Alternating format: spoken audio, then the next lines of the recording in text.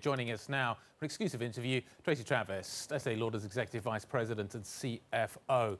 Tracey, thanks for your time today. Look, I wonder whether the street got a little ahead of itself because, well, in New York, life's getting back to normal. In the United States, life's getting back to normal. But in much of the rest of the world, it isn't. Do you think there was a little home bias in expectations maybe built in to what people thought you might deliver here?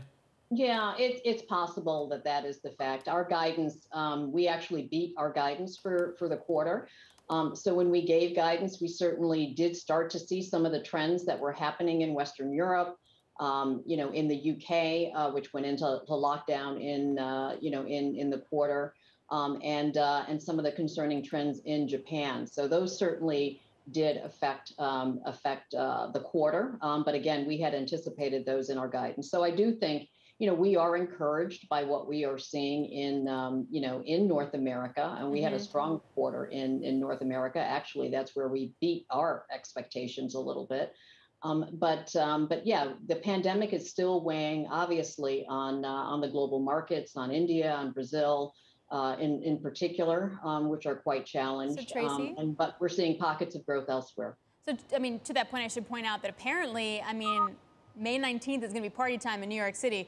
Most capacity restrictions are going to end across the tri-state region, so that's good news for New York. But to your point about other regions, so when do you think we're going to get to pre-pandemic levels globally for those makeup sales? Which is obviously me asking you, when is the pandemic going to be over? Yeah, no, if I knew, believe me, I would tell. Our expectations are we'll see gradual improvement as it relates to the recovery. And again, we're seeing, some setbacks in a couple of markets, but in other markets are quite strong. When we look at China, when we look at Israel, when we look at Australia, which, are ahead of other markets in terms of their return to pre-pandemic levels, we see strong growth across all categories, inclusive of makeup. And we're seeing the face category come back. We're seeing lips come back.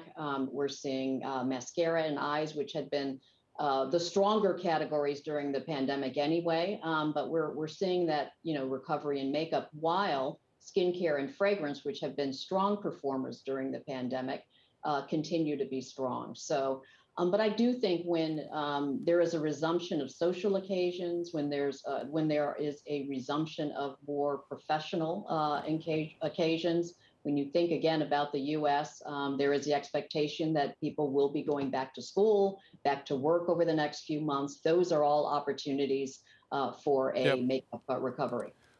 Tracey, do you think you've got an opportunity to raise prices here? Certainly as we look at inflationary pressures, we are a prestige company, so we do have pricing power.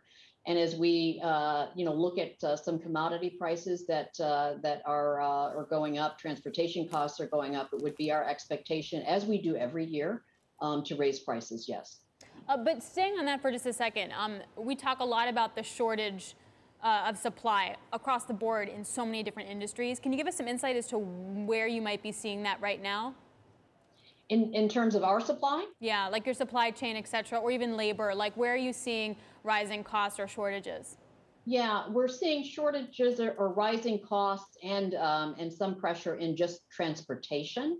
In terms of our own supply, we actually have not seen any pressure on our supply chain related to components or any of the inputs into our manufacturing processes, other than obviously upward pricing pressure, which we have a number of strategies to try to mitigate, inclusive of pricing for some of that pressure. What does China look like? We have been in the U.S. as well as in overseas markets expanding capacity. So when you think about double-digit growth, certainly we've been investing in expanding capacity for skincare and had already done so for makeup. Well, where are you doing that? China's one of the markets that has opened up the most quickly. Can you just kind of walk me through where you are seeing the biggest opportunity right now, where you think you're going to expand?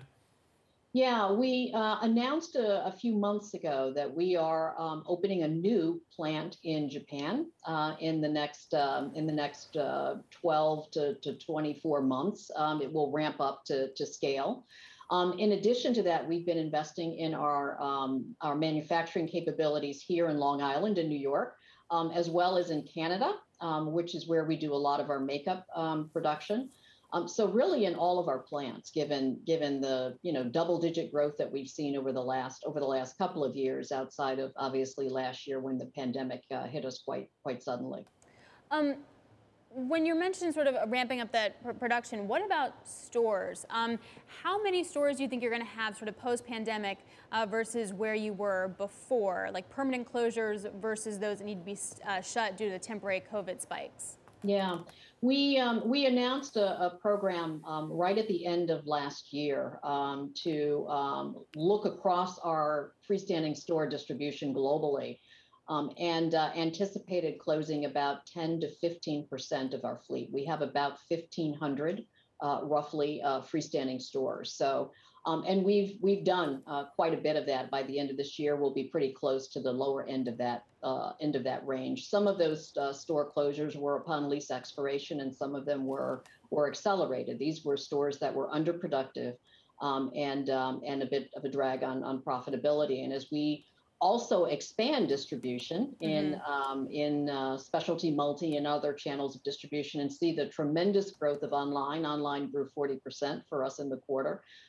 That we look across the distribution and try to rationalize our brick and mortar relative to our online distribution.